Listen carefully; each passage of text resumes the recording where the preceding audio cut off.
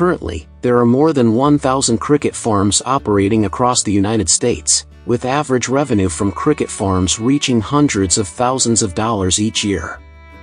So do you know why American farmers raise a lot of crickets? Come explore with us in this video. Why does America raise so many crickets?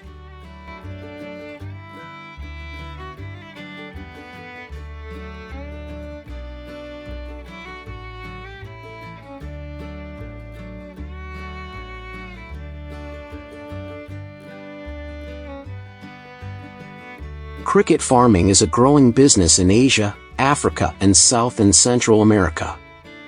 In those areas of the world, cricket farmers earn an average of $5,000 to $10,000 in profit per year. To this day, forms of cricket farming have increasingly developed and expanded in areas of North America and brought great efficiency.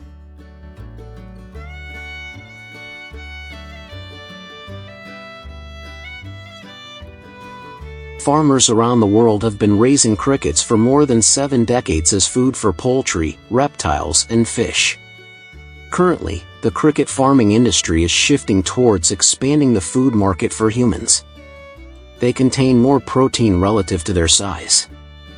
There are more and more cricket farming activities to serve human consumption needs. And these farmers claim that crickets are more environmentally friendly than livestock meat, but will certainly upset some people. Because in reality, not everyone likes insects, and many people even feel scared when observing insects.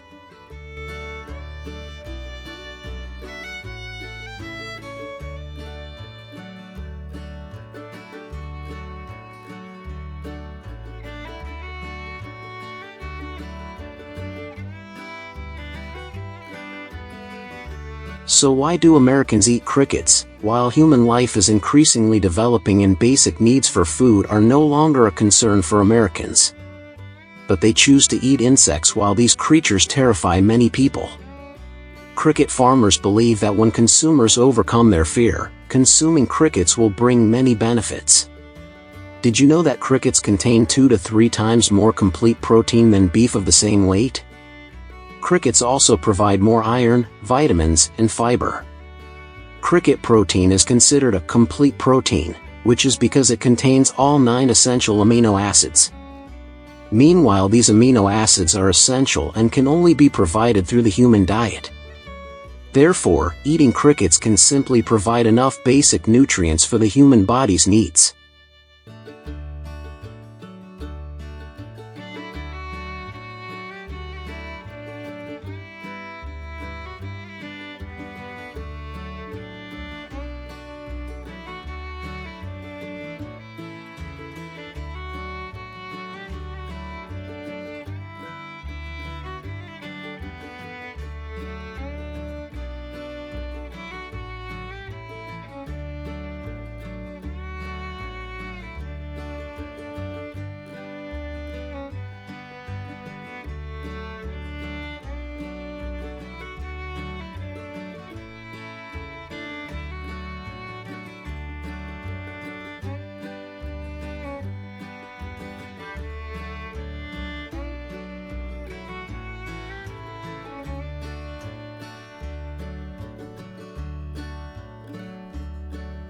According to the Food and Agriculture Organization of the United States, it is estimated that 2 billion people in the world eat insects.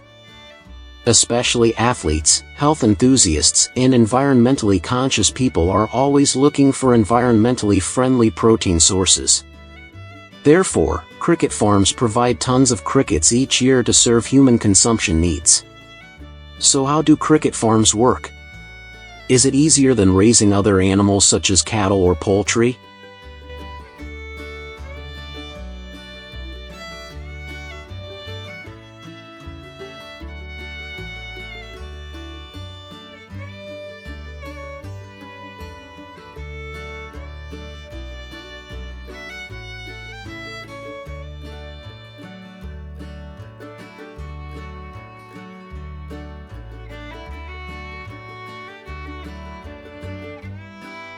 According to many studies and opinions of cricket farmers, they believe that raising and harvesting crickets often requires fewer resources than raising livestock.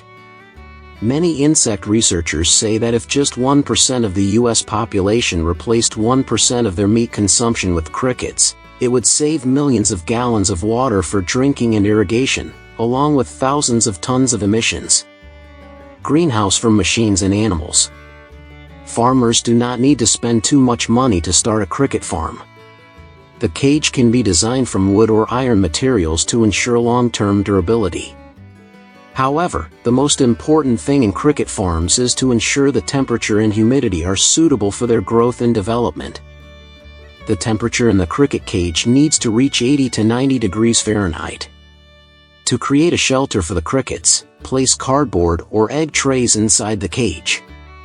The egg tray is an ideal shelter for crickets.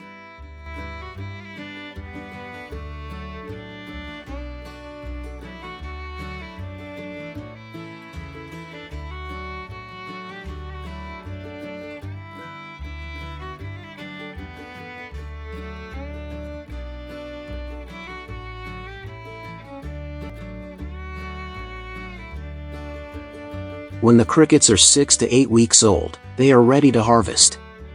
Remove the cricket boxes from their habitat, carefully tapping the sides of the box to remove any crickets inside. After harvesting the crickets, they should be placed in the freezer for about 1 hour, causing all the crickets to fall into a state of hibernation. After freezing, the crickets are sterilized with boiling water, then dried and stored.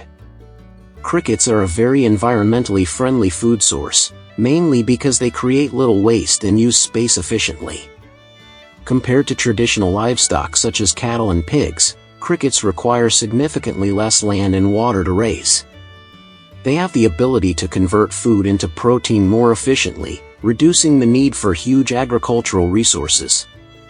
This efficiency makes cricket farming a more sustainable option, especially in areas where land and water are scarce.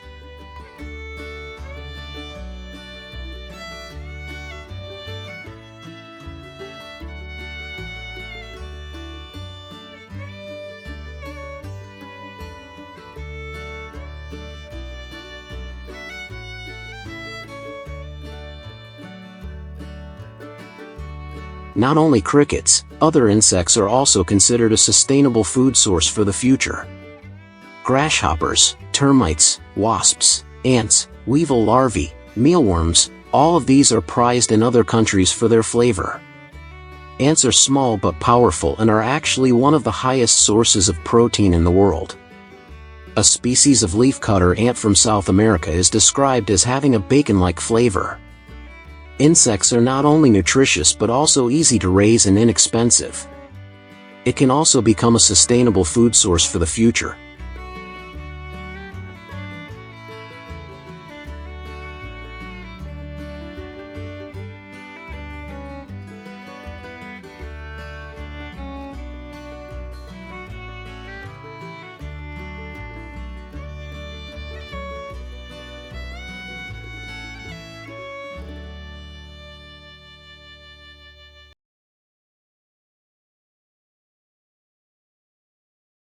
For a long time, farmers around the world have integrated livestock farming with crop farming, which is raising chickens in orchards.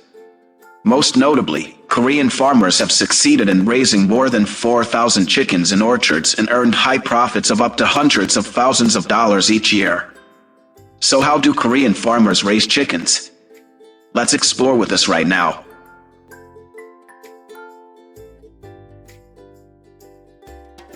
South Korea's chicken industry is a vital part of the agriculture and food industry, contributing billions of dollars annually. South Korea reportedly produces about 1.1 billion chickens a year, with the chicken industry worth more than $5 billion and growing. With increasing market demand, chicken farming in Korea is increasingly diversifying into many different forms, especially when the demand for organic and clean chicken meat is becoming a trend in consumption activities. Realizing the potential of this trend, many Korean farmers have implemented the organic chicken farming model combined with fruit garden cultivation and brought unexpected results. So, to successfully raise chickens in orchards, what should farmers keep in mind?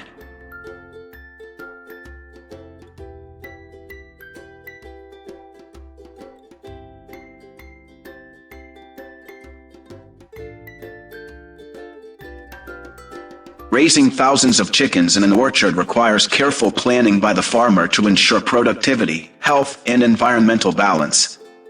The aim is to raise healthy chickens and not affect the orchard.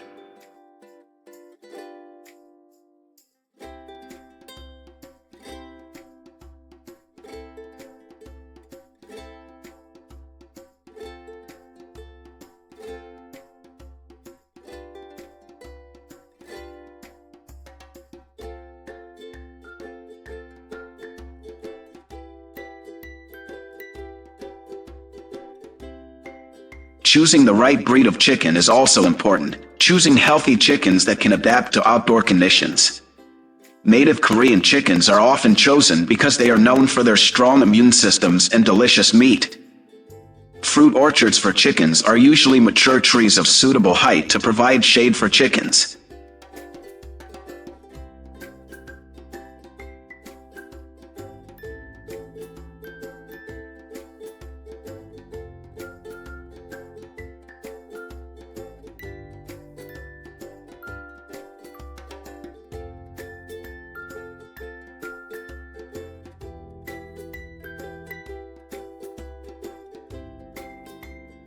If the fruit trees are newly planted or not yet mature, they will be considered food by the chickens and will be destroyed, causing the farmer to lose money. To allow the trees to grow to their full potential, farmers can divide the orchard into several areas and the chickens can graze in rotation to avoid overgrazing.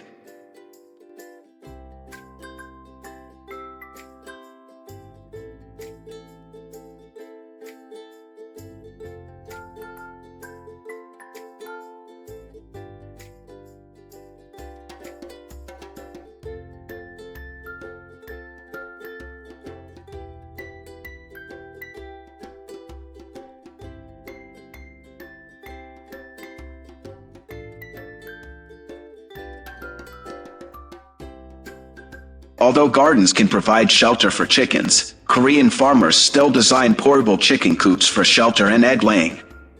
The coops are simply designed but ensure air and ventilation, while ensuring the chicken's safety from wild predators such as weasels, rats, and snakes.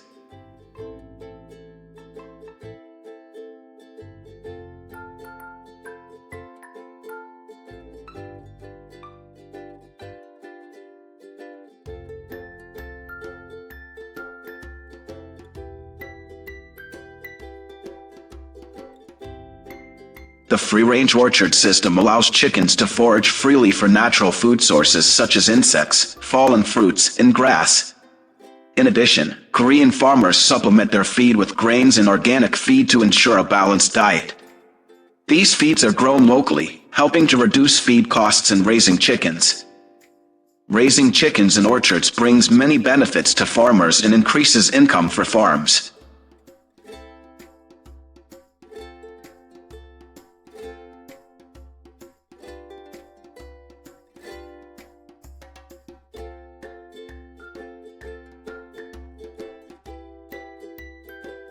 Unlike conventional poultry farms, free-range chicken farming in orchards offers many benefits to both the chickens and the orchard.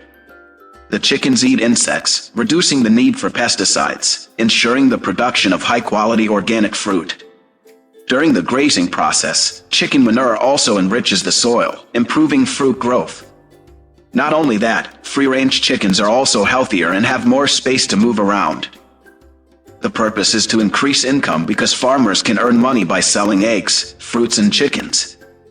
This form is gradually becoming an agricultural movement because it is environmentally friendly and promotes sustainable agriculture. After a period of rearing, the chickens that meet slaughter standards will be transported to processing plants to be transformed into fresh meat products. It can be seen that the production line operations in the processing plant are very modern with the most advanced equipment. The line is fully automated in all processes without human intervention. This also helps limit the penetration of bacteria, helping the chicken to be preserved longer during the packaging period.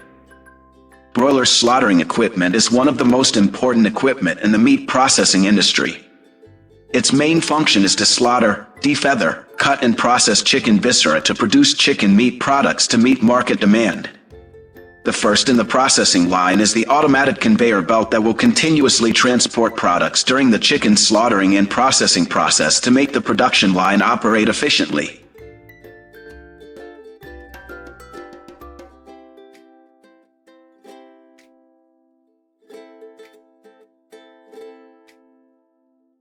Modern processing lines mainly operate on a one-way system, which makes the production process faster.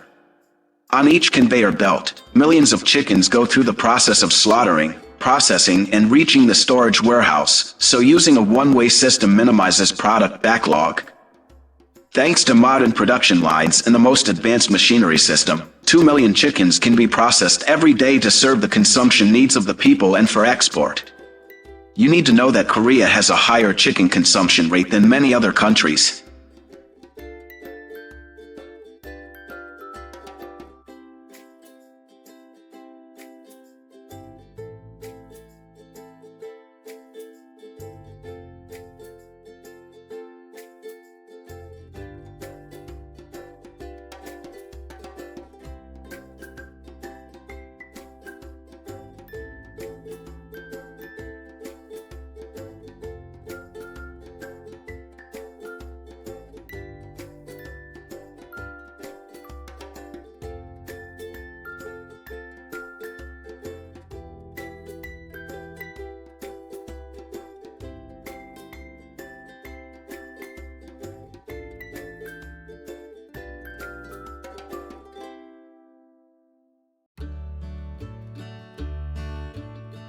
In recent years, the aquaculture model combined with livestock farming has been increasingly expanded in many areas around the world, in which Vietnam is most famous for shrimp farming combined with rice cultivation in coastal mangrove areas.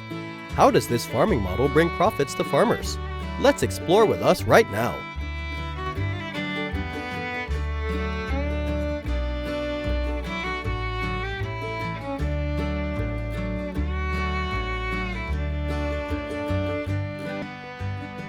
The rice shrimp model is becoming a sustainable trend in many coastal provinces in Vietnam, such as Cà Mau, Bac Lieu, Kiên Giang, and Soc Trang. Farmers have taken advantage of the natural ecosystem of rice to develop shrimp farming, helping them earn profits of up to tens of thousands of dollars per year.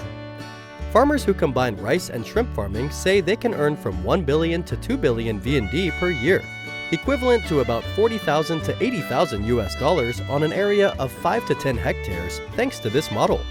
For large-scale farming, many farmers can combine shrimp farming and rice farming on a large area.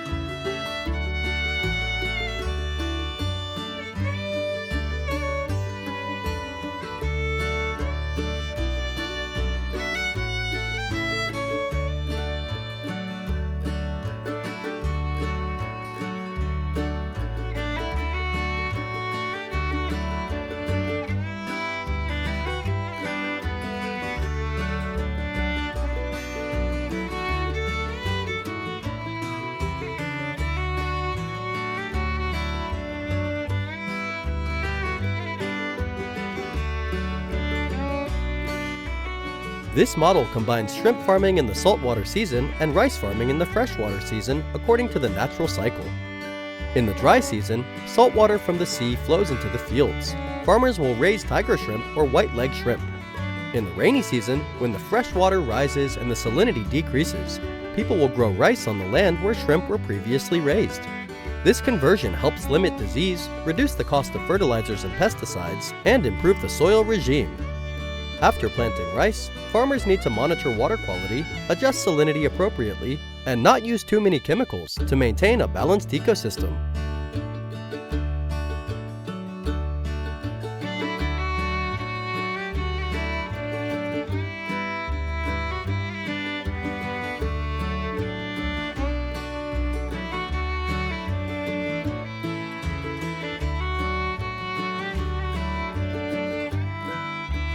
During the growth process, shrimp eat insects that are harmful to rice plants. In return, shrimp waste becomes an organic source of nutrients that helps rice grow better. Farmers only need to apply a small amount of fertilizer to meet the growth needs of rice plants. Shrimp are harvested before the rainy season, then the land is plowed and rice is planted. Rice is harvested at the end of the rainy season, creating conditions for the next shrimp crop.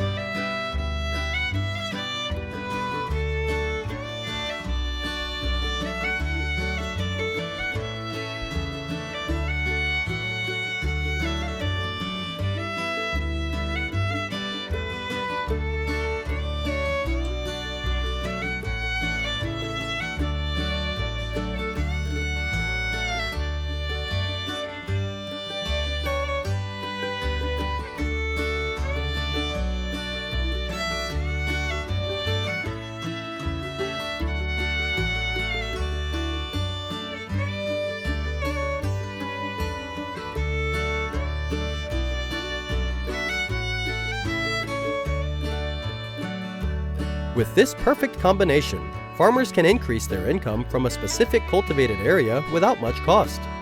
It also brings many advantages that traditional farming activities do not have. The development of integrated shrimp farming in rice fields helps improve economic efficiency for farmers.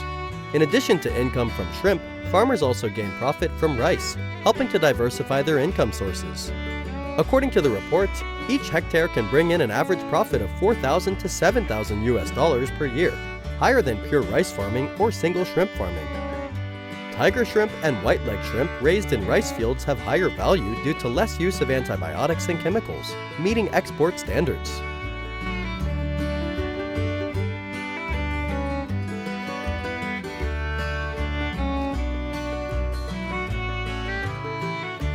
In addition, rice grown after shrimp harvest has the effect of improving the soil.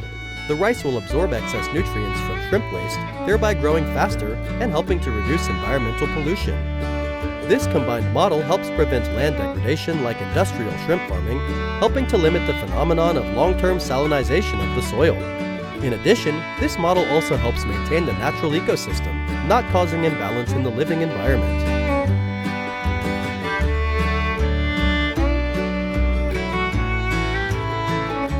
Rice shrimp farmers say that this combination helps limit diseases, giving pathogens less opportunity to develop and reducing the risk of disease spreading.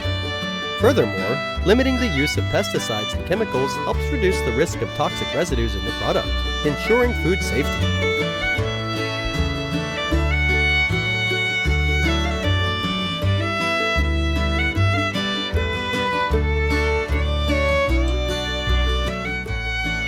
In recent years, aquaculture has faced challenges from climate change. However, the shrimp farming model combined with rice cultivation has adapted to climate change, especially in extreme weather conditions such as prolonged drought and salinity or rising sea levels. Flexible water systems help farmers easily adjust to each crop season, limiting the risk of crop failure. If farming is sustainable, it can help stabilize national food security and the lives of local communities, helping thousands of farmers escape poverty.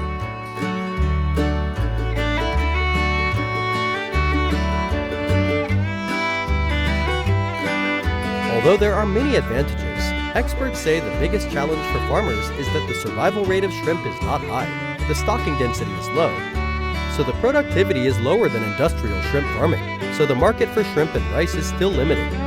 In the future, this shrimp farming model can develop and expand to many regions around the world.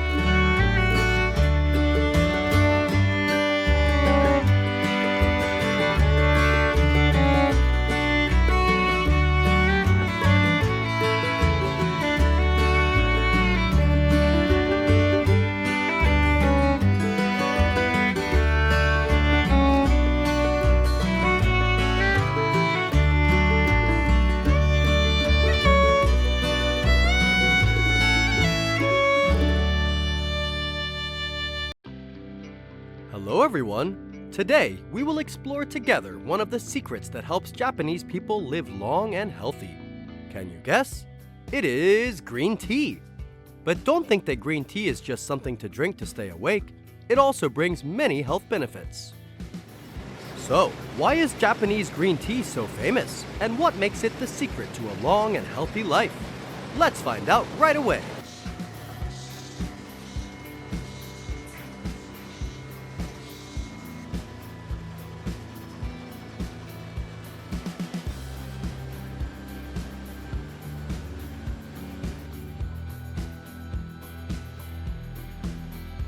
If you think tea is just a regular drink, you are completely wrong with the Japanese. In Japan, tea is not just tea, it is art. That's right, the tea ceremony, or chado, is an important part of Japanese culture. And if you think that the tea ceremony is just for show, you are wrong. Tea ceremony is the way for Japanese people to keep their souls pure and their health forever. Not only that, green tea also has a superpower that you never knew. It not only helps Japanese people relax, but also brings spiritual benefits, thereby helping them maintain their health and longevity.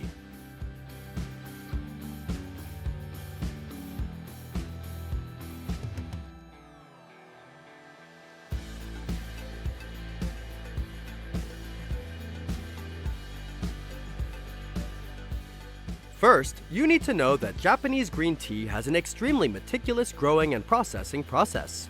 Japanese green tea is produced in special lands such as Shizuoka, Uji, Kagoshima, and Fukuoka. These places have a temperate climate and fertile soil, which is ideal for growing tea. For example, Shizuoka, known as the tea capital of Japan, produces about 40% of the country's tea.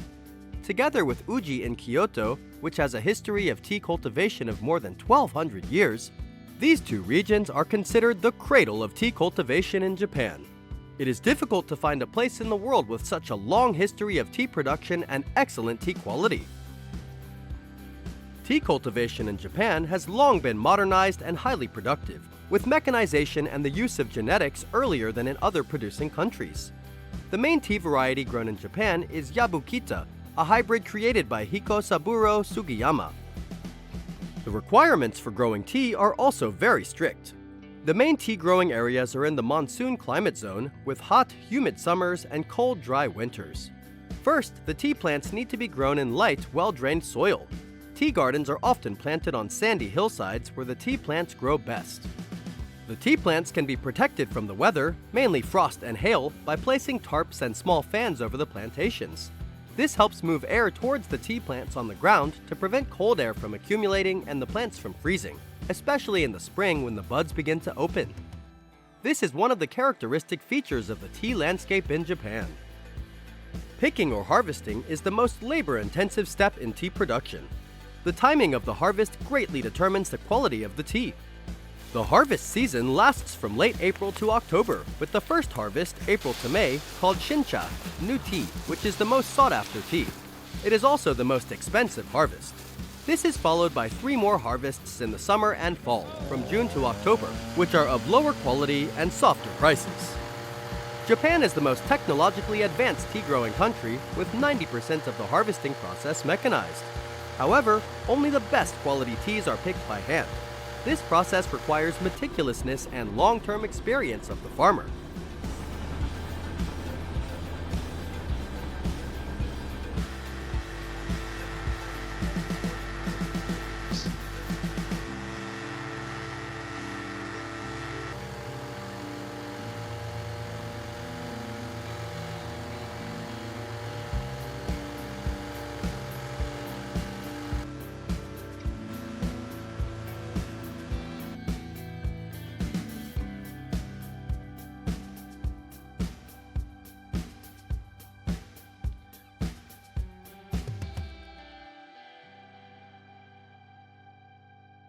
Japanese green tea has many different types, from high-quality matcha used in tea ceremonies to popular teas such as sencha, gyokuro, bancha.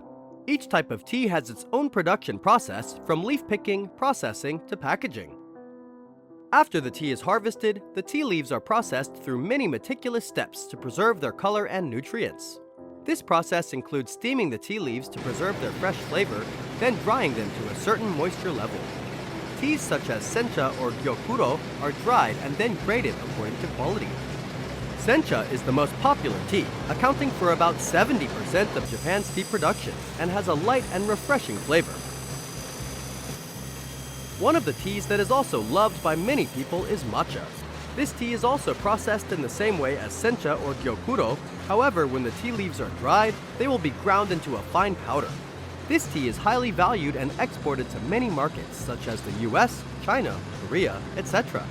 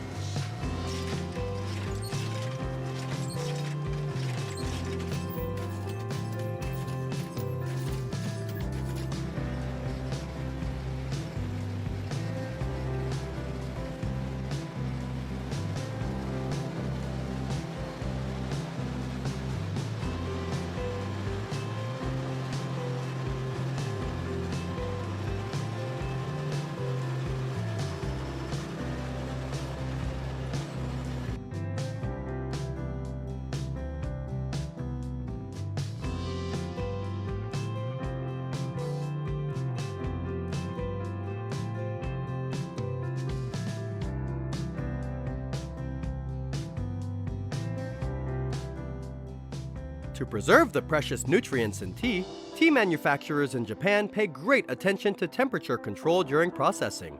Japanese people drink green tea every day, not only to relax, but also to protect their health. They believe that the antioxidants in tea can help prevent disease and prolong life. Research shows that catechins in green tea can reduce the risk of cardiovascular disease and strengthen the immune system. Japan is currently one of the largest tea-producing countries in the world, with an output of up to 80,000 tons of tea per year, of which most of the tea is consumed domestically.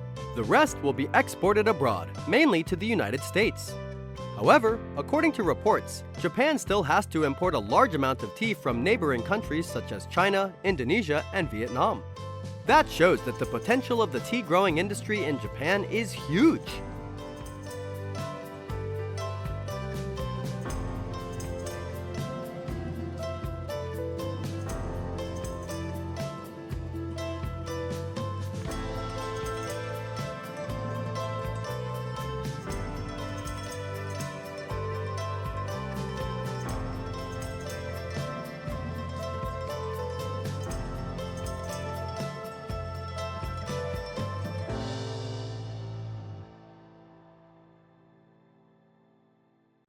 Beekeeping in bottles, an idea that sounds strange but is being successfully applied by American farmers. Each year, the United States produces about 163 million pounds of honey, and many beekeepers own thousands of hives. The beekeeping industry is not only a huge source of income, up to billions of dollars each year, but also has many interesting things. Check out these unique beekeeping models in the video below.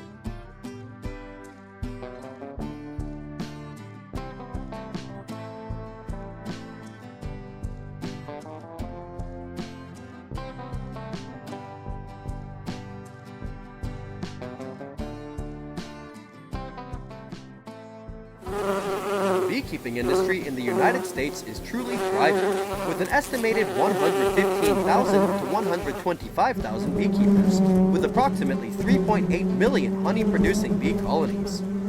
Although domestic honey production reaches over 160 million pounds per year, this is still not enough to meet the consumer demand of nearly 618 million pounds per year, an average of 1.3 pounds per person.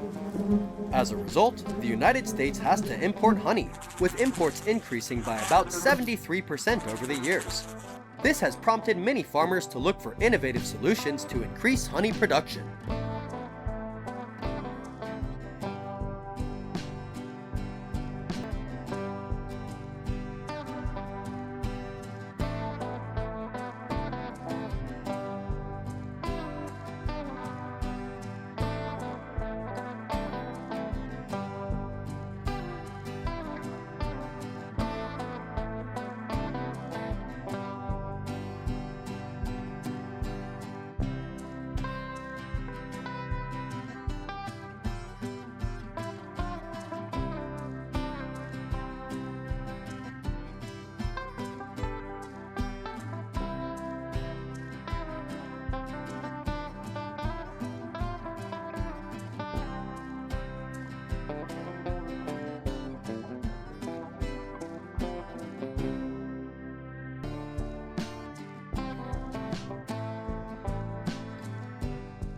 One of these solutions is beekeeping in plastic bottles, which not only saves costs, but also has many other benefits.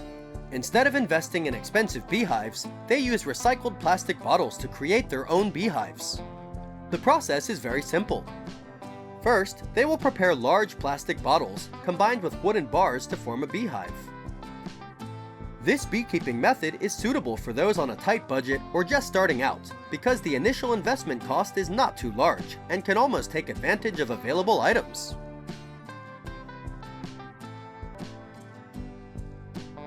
The method of beekeeping in bottles is also known as contactless beekeeping.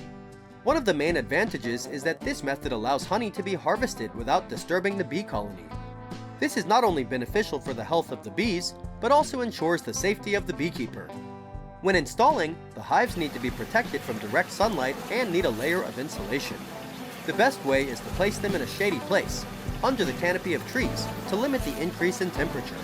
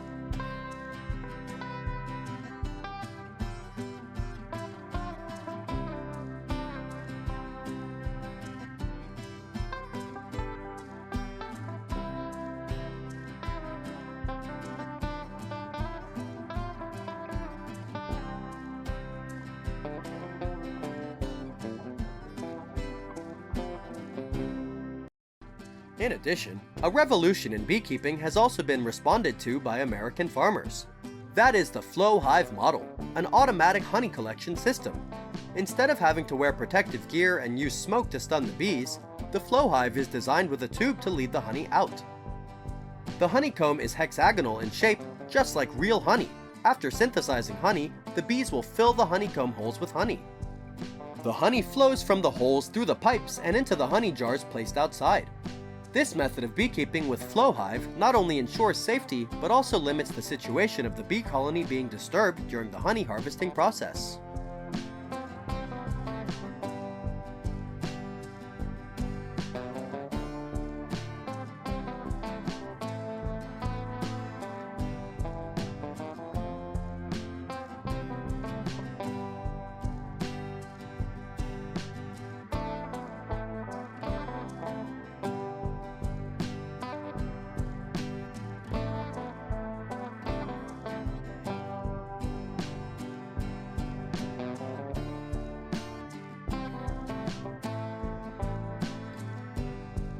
"3D printed honeycombs are also the perfect choice to optimize space and living conditions for the bee colony. This type of hive is created using 3D printing technology, designed for indoor use, providing a controlled environment for the bee colony. The hive can be fully expanded or adjusted by adding additional parts. This type of hive also allows beekeepers to easily monitor and care for their bees.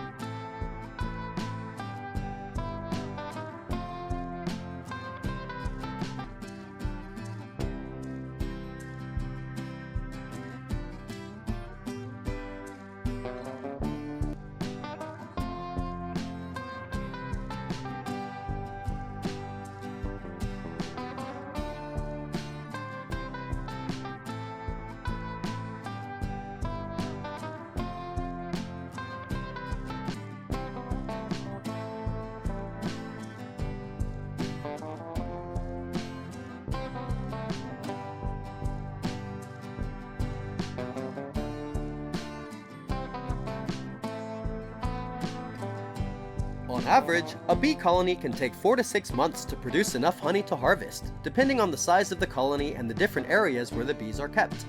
Most beekeepers will harvest honey 2 or sometimes 3 times a year. After harvesting honey from the hives, farmers will separate the honey from the beeswax using an extractor. The thick drops of honey will then be filtered to remove impurities and poured into glass jars before being sold. The honey will need to be quality tested before reaching consumers. Beekeeping has brought significant profits to farmers, with each pound of honey fetching about $2.98. Not only does it help farmers increase their income by selling honey, but beekeeping also brings many other important values. According to statistics, honeybees contribute nearly $20 billion annually to global food production, because honeybees are able to pollinate flowers for crops. The agricultural industry is increasingly dependent on flower pollination services, leading to income from pollination services that can reach more than $30,000. Every year, beekeepers will transport their bees to agricultural areas that need pollination, contributing to increased crop yields. However, the beekeeping industry also faces many challenges. According to a recent survey, the rate of bee colony loss is up to 48.2%. Parasites and climate change are the main causes of this situation. Scientists and farmers are working hard to find solutions to protect and develop bee colonies.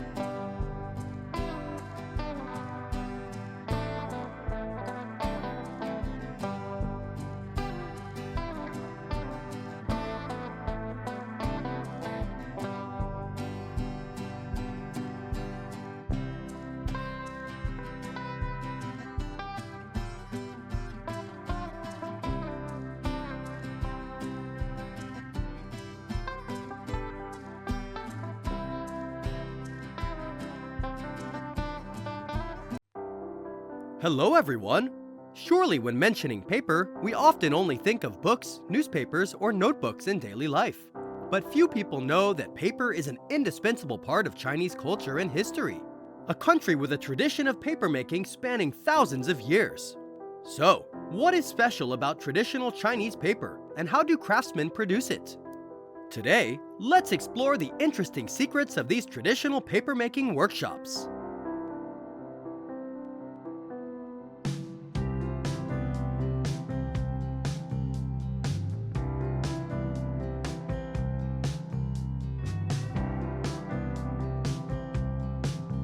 Chinese handmade paper was born more than 2,000 years ago, an important invention of China, helping to preserve and spread culture. Initially, paper was made from hemp and animal skin, but gradually, bamboo became the main material. Chinese handmade paper not only serves the field of calligraphy, but is also used in many fields such as printing, packaging, hygiene, and worship.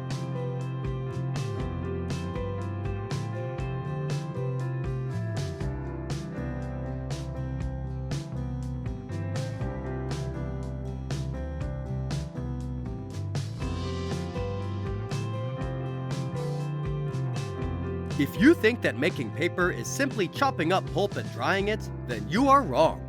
Each stage requires patience, creativity, and high skills of the craftsman.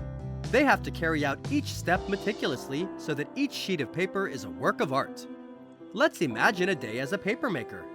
The first step is to prepare the raw materials: bamboo, mulberry bark, and sandalwood. All must be soaked in an alkaline solution to remove the glue. This is an extremely important step, helping the paper to be flexible and not hard, like an old advertisement.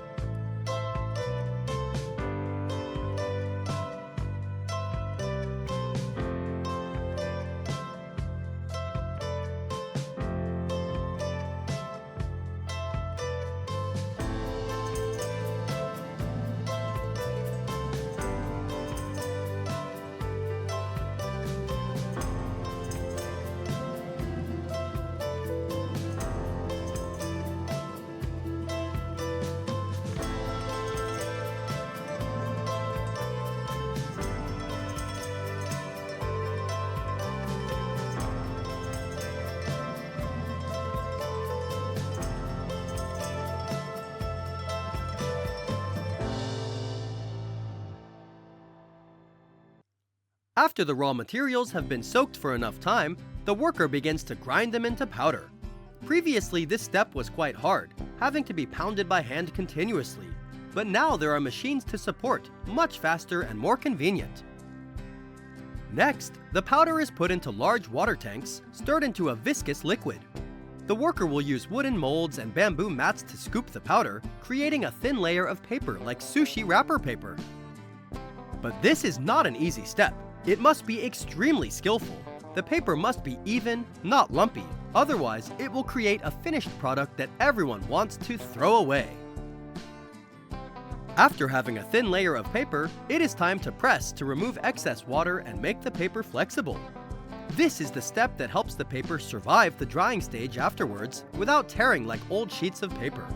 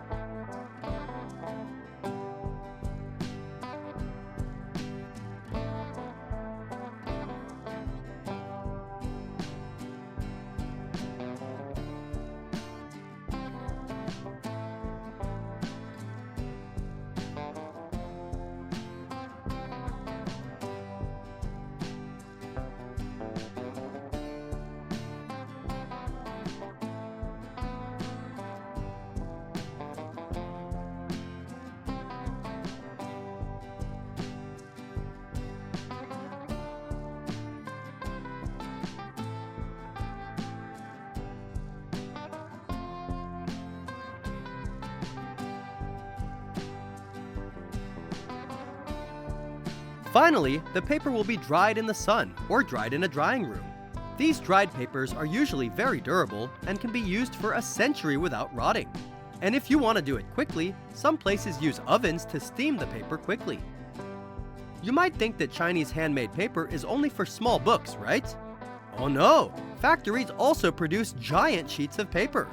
These giant sheets of paper are often used for special purposes, such as high-end art products or religious ceremonies. Surely when you see them, you will not imagine that handmade paper can be so big.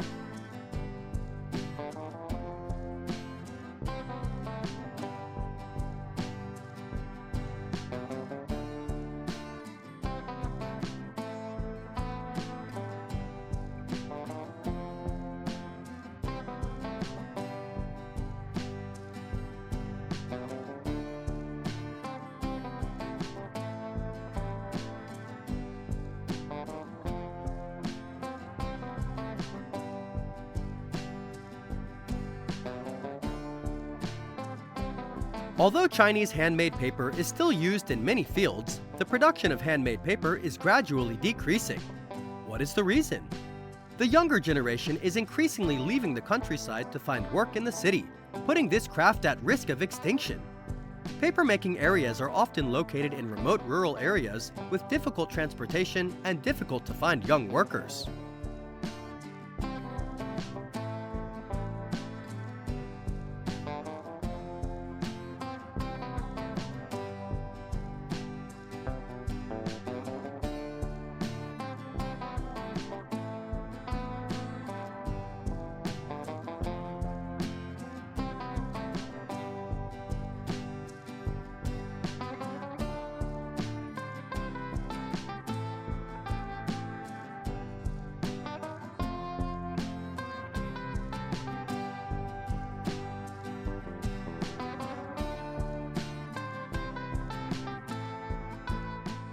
Despite many difficulties, many localities are still making efforts to preserve traditional handmade papermaking. Paper museums and cultural villages, such as the Sichuan Handmade Paper Museum and the Chinese Traditional Papermaking and Printing Cultural Village, not only protect this craft but also develop tourism, helping to raise public awareness of the cultural value of handmade paper. Chinese handmade paper still holds an important place in calligraphy, painting, and high-end handicrafts. In recent years, programs to preserve and revive traditional crafts have been vigorously implemented. The government and private organizations are working together to improve the quality and protect the unique values of handmade paper.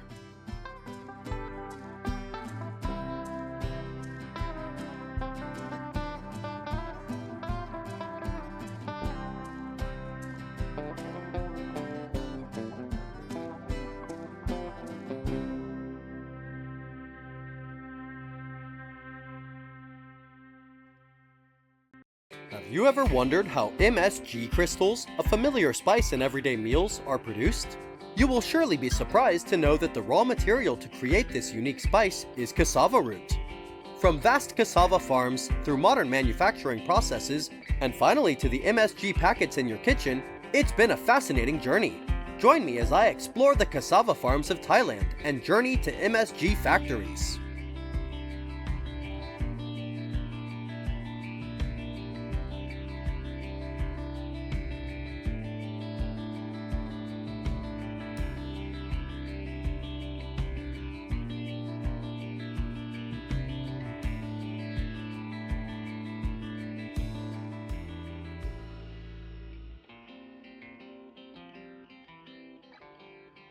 The journey of MSG begins with large cassava farms.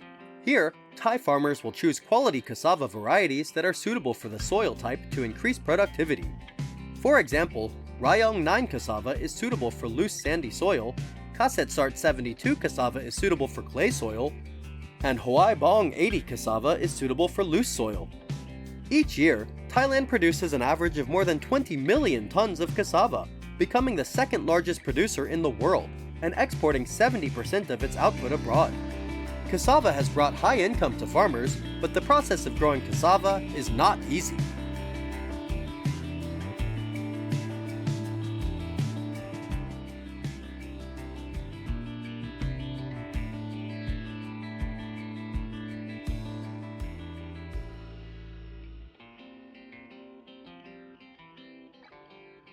The journey of MSG begins with large cassava farms. Here, Thai farmers will choose quality cassava varieties that are suitable for the soil type to increase productivity. For example, Rayong 9 cassava is suitable for loose sandy soil, Kasetsart 72 cassava is suitable for clay soil, and Hoai Bong 80 cassava is suitable for loose soil. Each year, Thailand produces an average of more than 20 million tons of cassava, becoming the second largest producer in the world, and exporting 70% of its output abroad. Cassava has brought high income to farmers, but the process of growing cassava is not easy.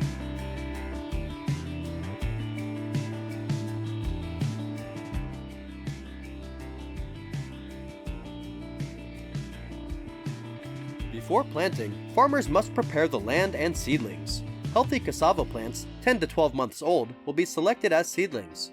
Previously, farmers had to plant cassava manually. Each seedling had about 5 to 7 buds for the plant to grow.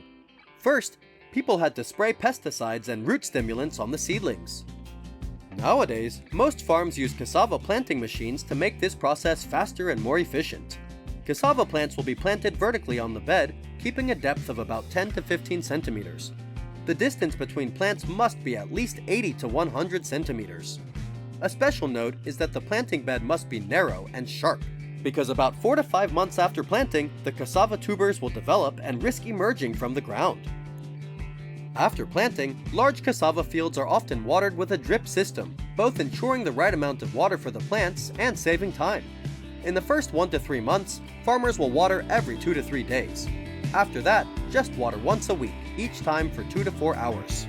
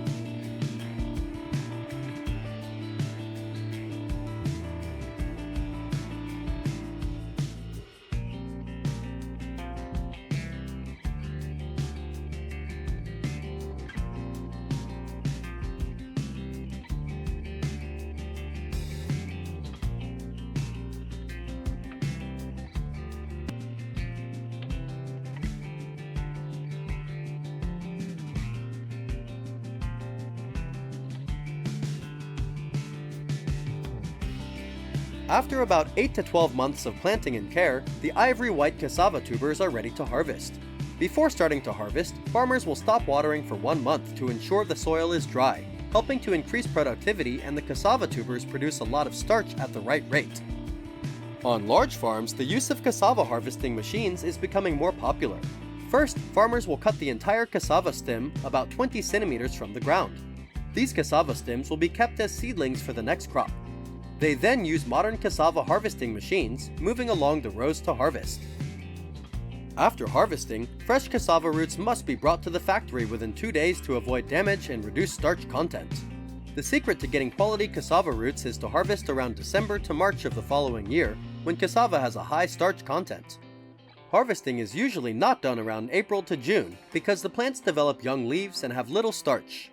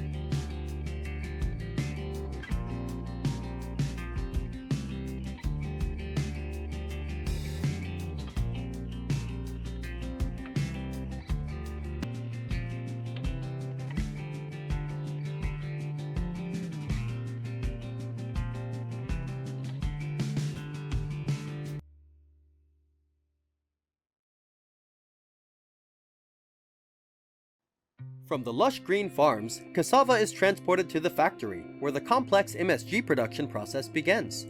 The largest MSG factory in Thailand is currently Ajinomoto. The cassava roots are crushed and extracted to obtain starch. First, the cassava starch and molasses are extracted into glucose and put into a fermentation tank. Then, fermenting bacteria are added. These bacteria consume the glucose, releasing glutamic acid. Through neutralization, the glutamic acid is converted into a solution containing MSG. The mixture is then decolorized and filtered, resulting in a pure MSG solution. Next, the solution is put into an evaporator to obtain solid crystals. During the MSG production process, modern equipment helps optimize the process, controlling the temperature, humidity, and fermentation time precisely. Finally, the crystals are dried to create the final product, MSG. These products will then be packaged and distributed to the market.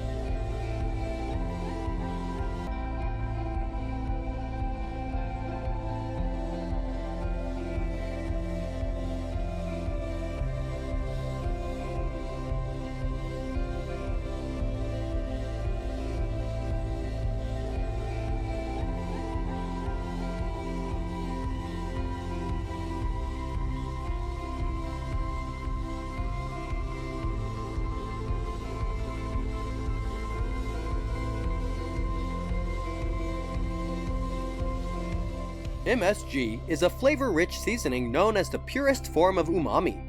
It is widely used in the food industry to enhance flavor. In particular, MSG can partially replace salt, reducing sodium intake by up to 1/3. Initially, MSG was mainly associated with Asian cuisine, but it is now used worldwide to add a delicious flavor to dishes. Currently, Asia supplies about 93% of the world's MSG production, including Thailand and other countries such as China, Indonesia, Vietnam, and Taiwan.